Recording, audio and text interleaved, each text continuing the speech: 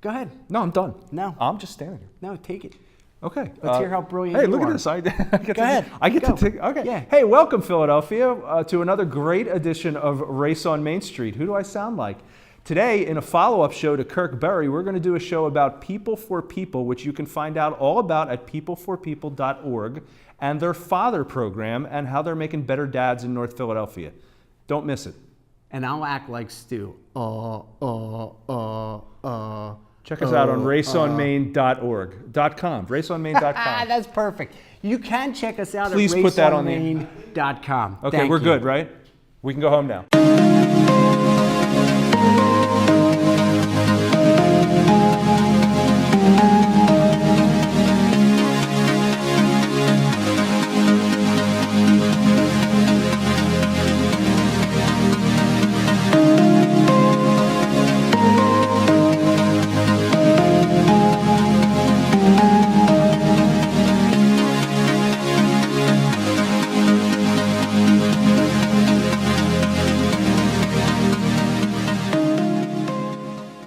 Good morning, Philadelphia, and thanks for joining us for another edition of Race on Main Street, where we're going to talk all about Main Street America, but primarily Main Street Philadelphia. We have part two of a fantastic guest who we had on in our past show, Kurk Berry, who is actually the program director for a Philadelphia-based program called People for People. He's going to be talking about the program, and he's also here today. We're very fortunate to have one of his graduates of the program here with us to talk a little bit about the program. So you can always go to get more information about People for People at peopleforpeople.org. And to check out all of our past episodes, you can always go to raceonmain.com. So thanks for being with us. Hopefully we're going to deliver some fantastic information about this fantastic program, outreach program in the city of Philadelphia. But as always, my co-host, and you're smiling, so I guess you're... Well, I'm smiling because I think you made a mistake, because I'm looking at the notes and it says peopleforpeople.com. Is that, I don't know which is right. Org. Org. Okay, so the notes are wrong. Peopleforpeople.org is correct. Who did the notes? They should be fired. I think that was me. I apologize. So it is peopleforpeople.org. Yes. Yeah. Okay. So, and we'll say that again and again as the show goes on. Everybody so back to the introduction and blah, blah, blah. Yeah, so People for People is well, I was here. going to talk about myself because you were introducing me. And we'll, so welcome. Thank you. We're back. We're back from break, and just as a context for when this show might air, last night the 76ers beat the Milwaukee Bucks on the road. So that's in terms of the process that we've been going through for the past 3 years, that's a major step, and they've won something like 8 out of their last 10, so maybe playoff bound. Swat. Right. So we'll see what happens. Yeah. So anyway, so we have, as we always get Well, you want to into talk about climate change, right? Yeah, about climate change. That part of the notes is correct. Yeah, I got that. Okay. So I make one mistake in a year, and I'm never going to hear the end of it. It's because sometimes I have lapses from being pushed off that slide when we were kids. That's probably what it is. So I'm owed that. The dementia will come on hard and fast. I'm assuming it will. Yeah. Climate change. Climate change. It's a big deal. Yeah, again, I was, I apparently I listened to a lot of radio, because in the last show I said, the radio, and I'm going to say again, I was listening to the radio yesterday, and they had the new head of the EPA, whose name has not borne its way into my brain yet, but the EPA is the Environmental Protection Agency, Sure. Obviously, not the Climate Protection Agency. Right.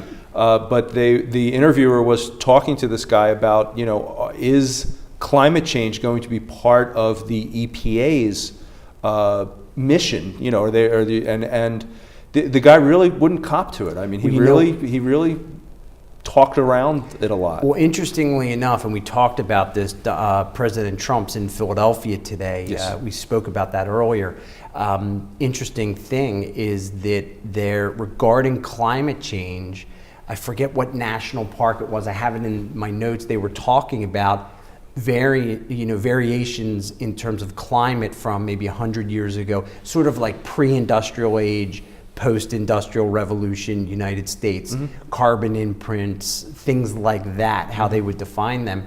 And it is right now the president's position. There will be no information delivered about this stuff from any federal office. Okay. And so they were tweeting about it, which has gotten so popular. All of the tweets were taken off and shut down. So he's saying that they're not that they're not going to address this as a federal policy. There's not going to be any kind of policy issue or policy motivation to try to address climate change. I think the issue is going to become, and I don't know, and we don't have to turn this into a political thing, but it's just sort of like guessing, is that there are going to be lots of jobs created as a result of energy. It seems it, okay? The man said we're going to dig some coal.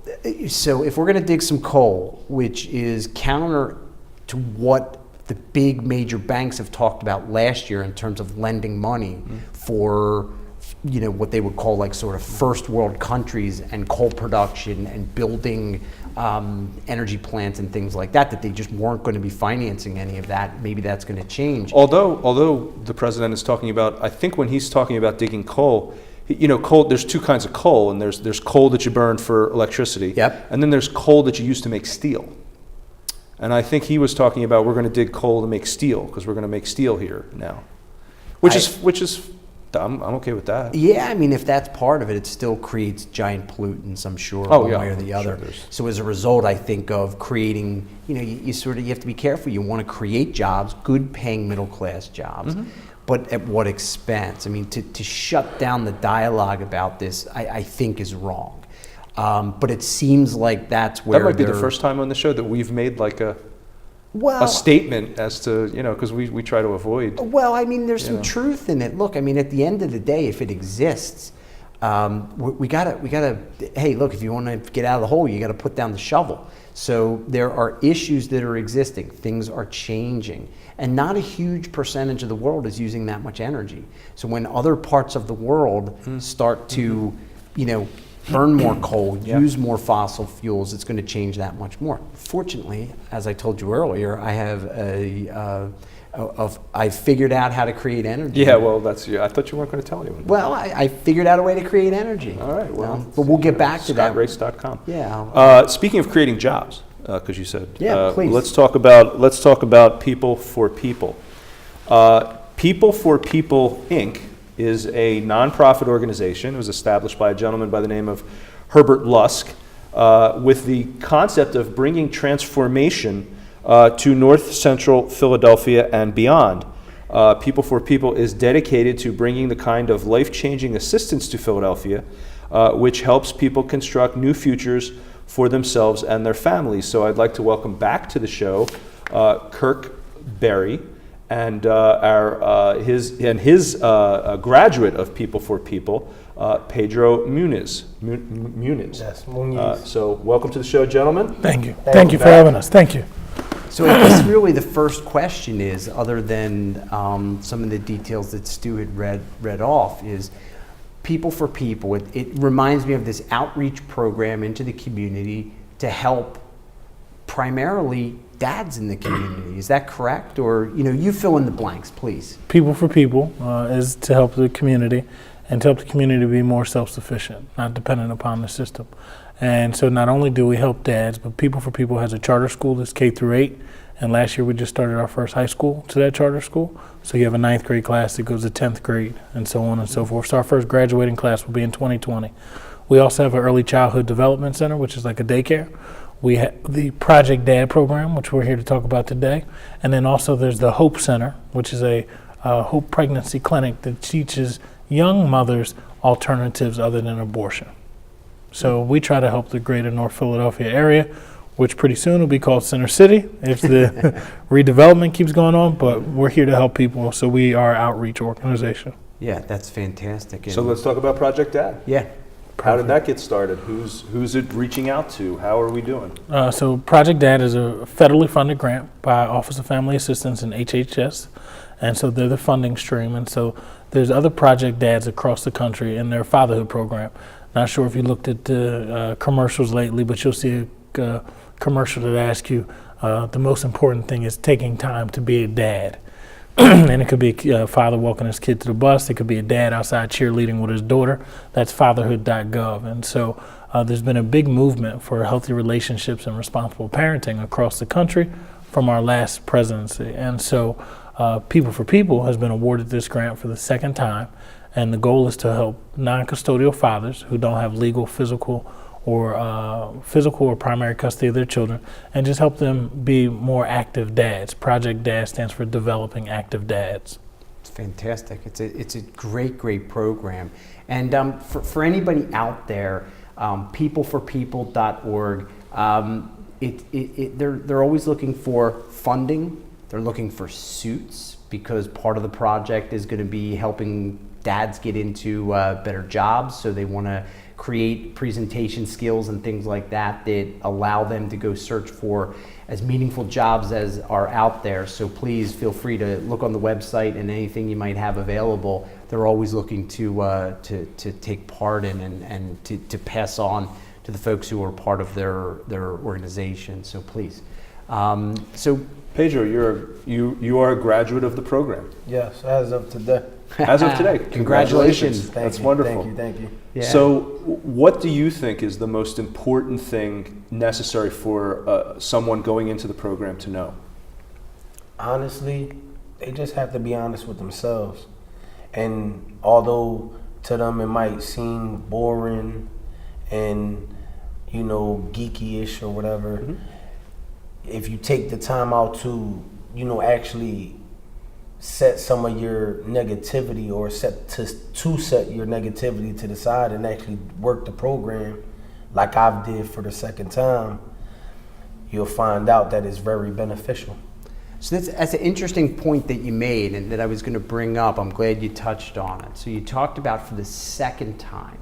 So you obviously, that means there was a first time. Yes. But you're graduating now. So I'm assuming that things came up, or maybe you didn't take it as seriously, or whatever the case may be, where you didn't finish. Tell us about that. Well, honestly, it was more so my ego getting in the way, because I was sent there, let's just say, not in my own will. Sure. This time around, I took the initiative upon myself to want better for myself. And I could have went anywhere else, but because the staff there are more one-on-one, and they fight every day to try to help you and meet your needs to the best of their ability, so you can move forward in the program. It's what brought me back. That's great. So what are some of the things that go on in the program? Let me ask one other question. One, how long a program is it? And then what are some of the activities that go into it? So it's an 8-week program. And so the hardest part about saying that is programs have a stigma. Program.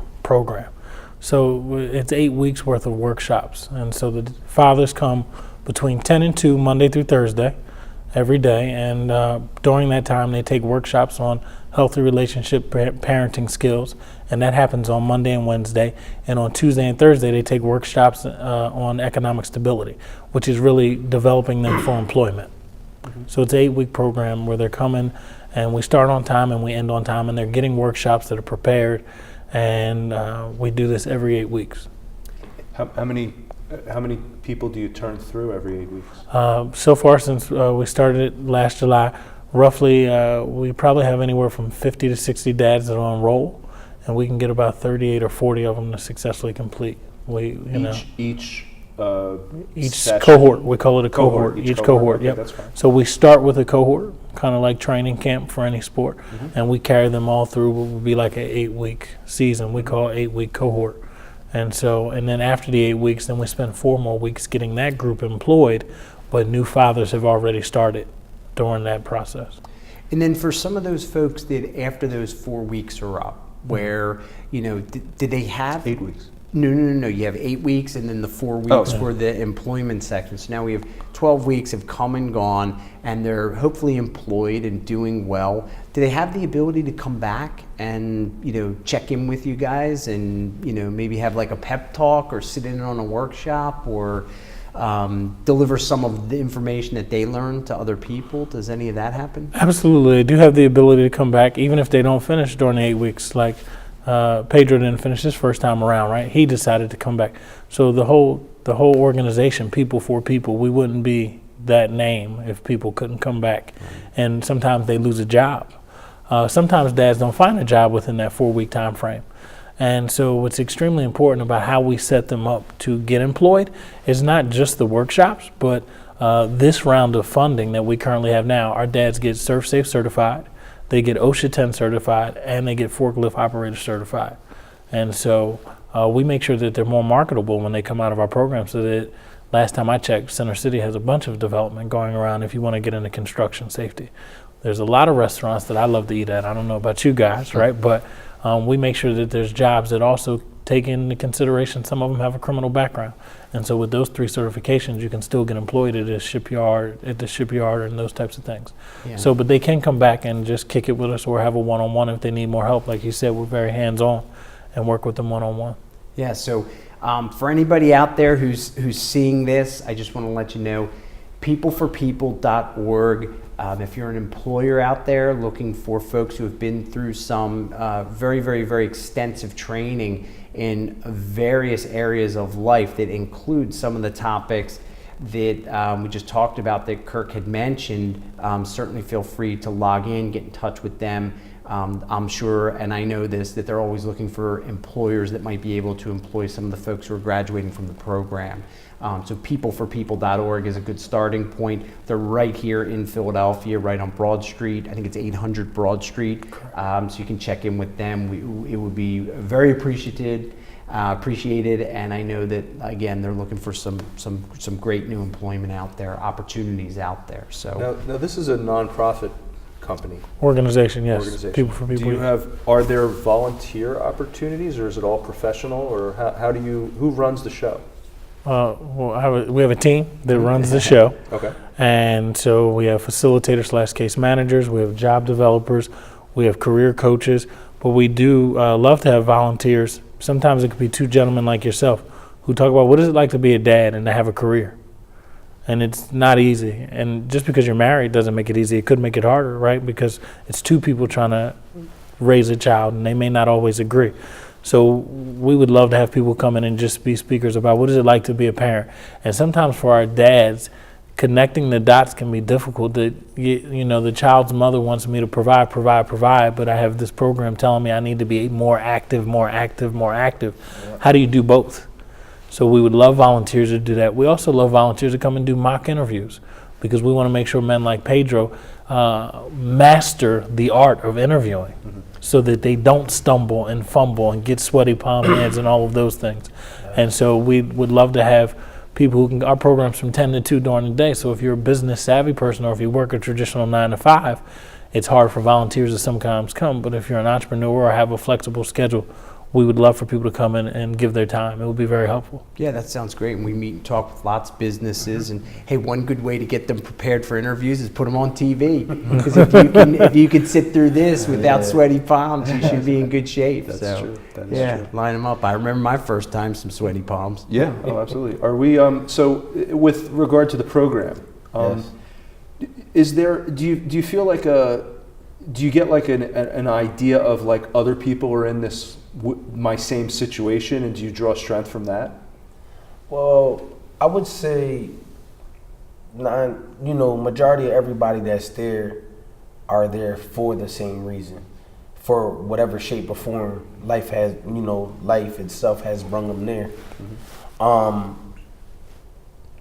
you do have those that just go there just to waste time of the day and try to work the program and try to slip through and out through the little curves or whatever. But for the most part, everybody's there because they want better for themselves. And me, myself, as me being there the first time around, I try to talk them into like staying, because had I would have just finished it the first time, I wouldn't be here again.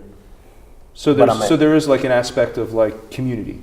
Yes, and it's at any given time you can talk to them, all of them, any of them, whether it's one of your classmates or one of the staff members. No matter how you feeling down or whatever, you want to speak your mind, they're there to help you, to give you a better outlook on whatever the situation is. So it makes you, so you have like a feeling of safety also when you're Safety. I have more so of family. Extended family. Like an extended family. That's what I'm saying. So it's like it's community building Yes. also. And we designed the program that way because across the board, there's fatherhood programs are shaped differently. And by that, I mean, sometimes they meet with fathers once a week at the same day every week. So it might be 10 Mondays in a row. Well, what we did is we said, we'll do the cohort model because now you go through, instead of 10 weeks, you go through, 10 Mondays in a row. Mm-hmm. You're actually, it's like people who you first started a job with. Today is all our first day on the job, and Right. we've been doing it for a year, all right? We did orientation together. And so what you're getting at, that community base, as a staff member, we see how they gel. First day orientation, they don't know each other, they don't speak to each other. 2 weeks later, which is only 8 days, right? They got jokes and and so we're really trying to create that.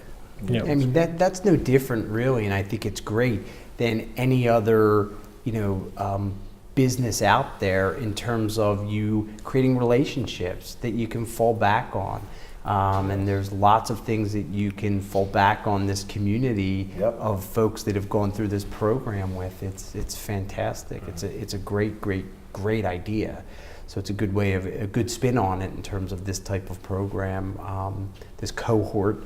I'm trying to get away from the word program because I don't want people to. It's all right. You have to say it. These workshops. Yeah, these workshops, these series of workshops that are so beneficial to help. It's brilliant. How about people that want to be in the program that don't have, like, how can they find out about it? Let's say they don't have computer access, they can't go on the website. Like, are there other methods by which you're reaching out to the public? Absolutely. So we're on local radio stations. Okay. We're on buses and down in the subway systems on SEPTA.